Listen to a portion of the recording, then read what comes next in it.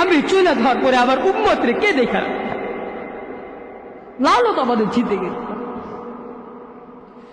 তো জিবরিল আলাইহিস সালাতু ওয়াস সালাম ছুটে গেছেন, ছুটে আসছেন। আল্লাহ তাআলা জবাব পাঠাইছেন, বন্ধু চলে আসেন, আপনার উম্মতকে আমি দেখে রাখবো, আমি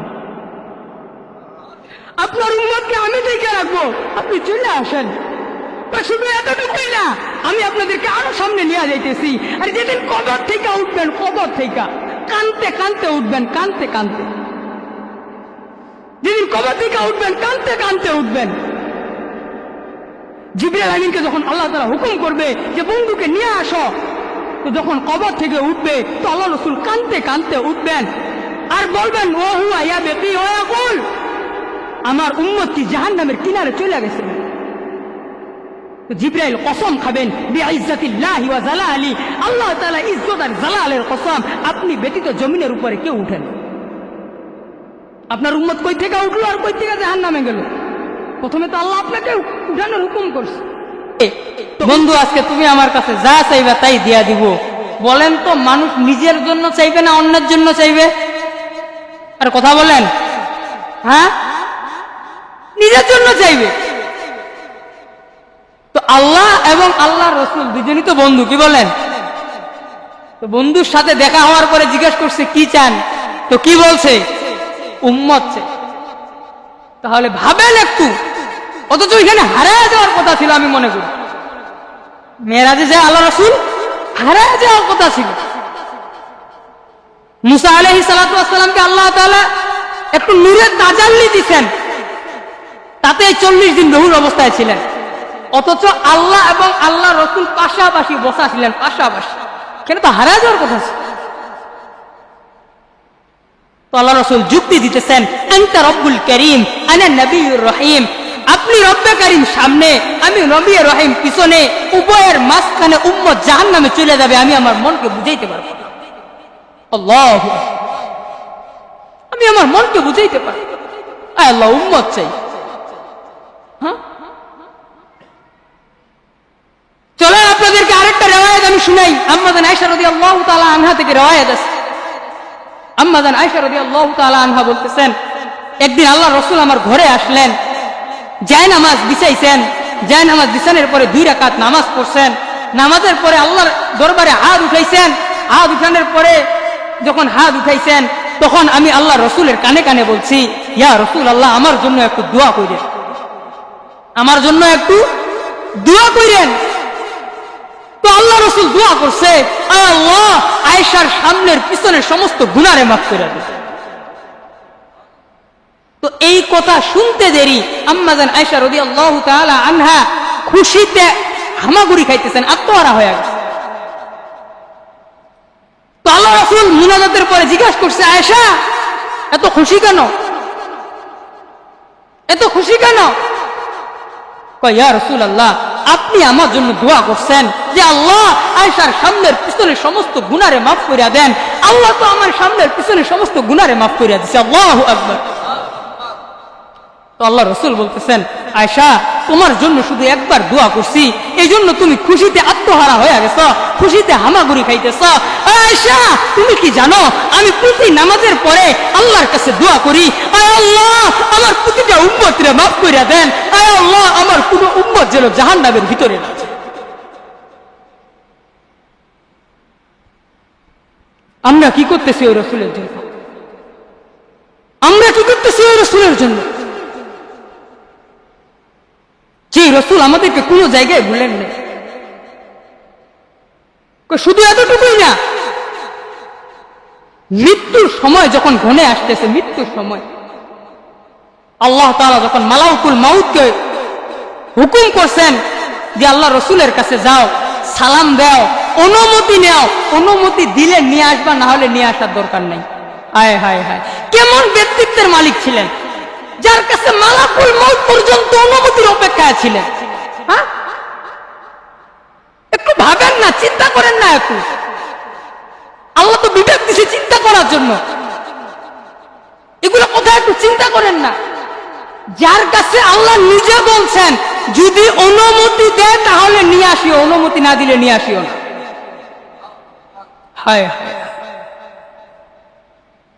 তো মালাকুল মাউত আসছেন, আয়েশা সালাম দিয়া ভিতরে প্রবেশ করছেন। প্রবেশ করার পরে অনুমতি চাইছেন, ইয়া রাসূলুল্লাহ, আল্লাহ তাআলা আপনাকে নিয়ে যাইতে বলছেন, আল্লাহ আপনার জন্য অপেক্ষা করতেছে। কে অপেক্ষা করতেছে? কে অপেক্ষা করতেছে? আল্লাহ অপেক্ষা, আল্লাহ অপেক্ষা করতেছে। তো বলতেছে আমার ভাই জিব্রাইল কোথায়? তো বলতেছে উনাকে আসমানে দেখে আসলাম। তো একটু পরেও জিব্রাইল আলাইহিস সালাম সালাম দিয়া ভিতরে আসছেন। তো আল্লাহ রাসূল দেখতেছেন জিব্রাইলের চোখে পানি। তো জিজ্ঞাসা করছে, ভাই জিব্রাইল, তোমার চোখে পানি কেন? কয়, ইয়া রাসূলুল্লাহ, আজকে এলপিআরে চলে যাব, আজকেই এলপিআরে চলে যাব, আর কোনদিন ওহির বাহক হইয়া জমিনে আসব না। ১৬ লক্ষ নবীর কাছে, 12 জন রসুলের কাছে আমি ওহির বাহক হইয়া ওহি নিয়ে আসছিলাম। আজকে থেকে আমার ওহির কাজ শেষ। এই ওহির সুবাদে কখনো কখনো নৈকট্যতম জায়গা পর্যন্ত চলে গেছিলাম। আজ থেকে আমার ওহির কাজ শেষ, আজকে এলপিআর চলে যাইতে হবে, আজকে থেকে ওহির দরজা বন্ধ। তো তিনি উল্টা প্রশ্ন করছেন, ইয়া রাসূলুল্লাহ, আপনার চোখে পানি কেন? আপনার চোখে পানি কেন? তো আল্লাহ রাসূল বলতেছেন, ভাই জিব্রাইল, মালাকুল মউত অপেক্ষা করতেছে, অনুমতির অপেক্ষা করতেছে, অথচ এখনো একটা প্রশ্ন বাকি আছে। ভাই সেটা কি? ভাই ফামান লিবাদি উম্মতি, আমি চলে যাওয়ার পরে আমার উম্মতকে কে দেখা রাখবে? আমি চলে যাওয়ার পরে আমার উম্মতকে কে দেখা রাখবে? লানত আমাদের জিন্দেগির উপর।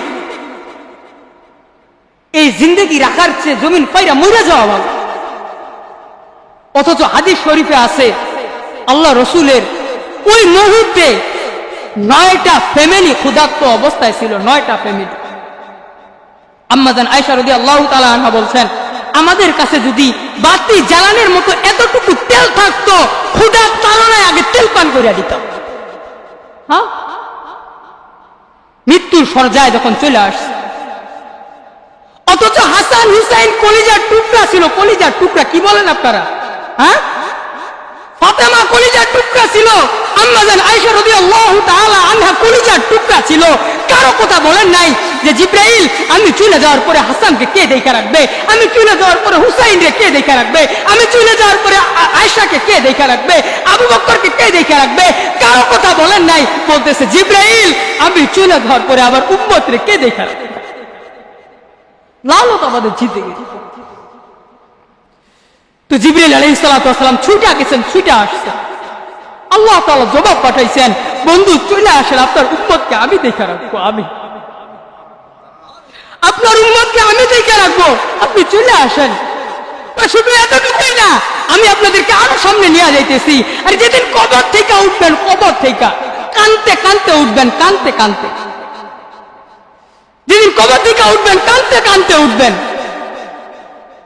জিবরিল আমিনকে যখন আল্লাহ তাআলা হুকুম করবে যে বন্ধুকে নিয়ে আসো, তো যখন কবর থেকে উঠবে, তো আল্লাহ রাসূল কানতে কানতে উঠবেন আর বলবেন, ও হুয়া ইয়াবকি ওয়া ইয়াকুল, আমার উম্মত কি জাহান্নামের কিনারে চলে গেছে। তো জিবরাইল কসম খাবেন, বিইজ্জাতিল্লাহি ওয়া জালালি, আল্লাহ তাআলা ইজ্জত আর জালালের কসম, আপনি ব্যতীত জমিনের উপরে কেউ উঠেন।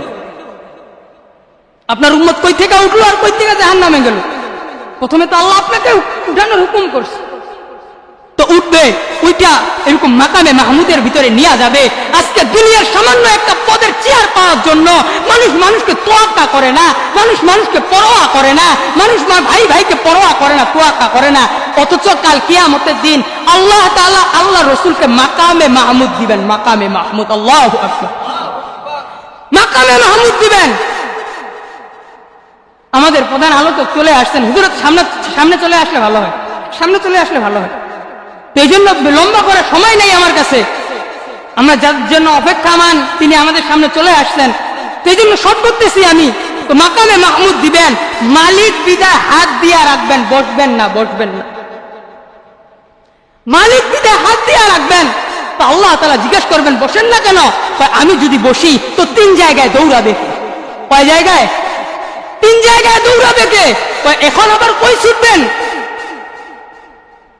তো বলতেছে সর্বপ্রথম আমাকে মিজানের পাল্লায় যাইতে হবে।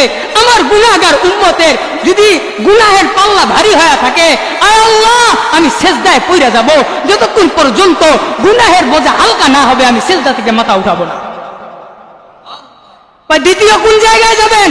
আয় আল্লাহ আমার পিপাসিত উম্মত, আমার পিপাসিত উম্মত মাঠে আসরের মাঠে আসবে, আয় আল্লাহ আমি আমার পিপাসিত উম্মতকে হাউসে কাউসারের পানি পান করানোর জন্য হাউসে কাউসারে থাকবো। তৃতীয় কোন জায়গায় থাকবেন? তো তৃতীয় তিনি ফুলসিরাতের কিনারে দাঁড়ায় থাকবেন, আমার উম্মত যাতে ফুলসিরাতে পুইরা না যায়। হায় হায় হায়, আজকে আমরা রসুল চিনি না, রসুলের শান জানি না, রসুলের মান জানি না। ফুলসিরাতের কিনারে দাঁড়ায় থাকবে, যদি কোনো উম্মত পইরা যায় ডাইরেক্ট জাহান্নামের ভিতরে পড়বে না। হাদিসে আসছে উম্মত যদি এই উম্মত যদি পইরা যায় ডাইরেক্ট জাহান্নামে পড়বে না, লটকায়া থাকবে, লটকায়া। তো আল্লাহ রসুল দেখবেন তার যদি দুরুদের কোনো গাঁটটি থাকে, দুরুদ এই দুরুদের যদি কোনো গাঁটটি থাকে, তো এই দুরুদের গাঁটটি তাকে দিয়া ফুলসিরাত পার করে দেবে। এই জন্য বলছি আমাদের রসুলের আদর্শ জানা দরকার, রসুলকে চিনা দরকার, রসুলের সিরত আমাদের শুধু একদিনের জন্য না পুরা জিন্দেগি পালন করা দরকার। করবো তো ইনশাআল্লাহ, করবো তো ইনশাআল্লাহ। আল্লাহ রসুলের সবচেয়ে বড় একটা সিরত, সবচেয়ে বড় আদর্শ হইল 5 ওয়াক্ত নামাজ। সবচেয়ে বড় আদর্শ 5 ওয়াক্ত। আরে কথা বলেন না, 5 ওয়াক্ত নামাজ কয়জন পড়ি? কয়জন পড়ি? হাত উঠাইতে বলবো না, কয়জন পড়ি? হ্যাঁ, আশিকের রসুল তো দাবি করি। ফরজ নাই, ওয়াজিব নাই, সুন্নত নাই, মুস্তাহাব লইয়া টানাটানি শুরু করছি, আর আশিকের রসুল দাবি করি। হ্যাঁ, এই জন্য বলতেছি আজকে থেকে নিয়ত করি, এই শুক্রবার পবিত্র জুমার রজনী, আজকে এই জুমার রজনী থেকে তওবা করি যে আজকে থেকে 5 ওয়াক্ত নামাজ জামাতের সাথে আদায় করব। করা যাবে তো? ওয়াদা, কিন্তু চেষ্টা করব না, ওয়াদা। ওয়াদা জীবনে বহু চেষ্টা করি, বলছি আজকে ওয়াদা করব যে 5 ওয়াক্ত নামাজ। কে কে ওয়াদা করবেন? একটা হাতগুলা উঠান। আজকে থেকে ওয়াদা 5 ওয়াক্ত নামাজ পড়বো। করবো তো ইনশাআল্লাহ। আল্লাহ তাআলা আমাদের সকলকে আল্লাহ রসুলের সিরাত সম্পর্কে জানার মতো এবং তা অনুযায়ী নিজের জিন্দগিকে পরিচালনা করার জন্য আল্লাহ তাআলা আমাদের সকলকে তৌফিক দান করে। সকলে বলি আল্লাহুম্মা আমিন। ওয়া আখিরু দাওয়ানা আলহামদুলিল্লাহি রাব্বিল আলামিন। আসসালামু আলাইকুম।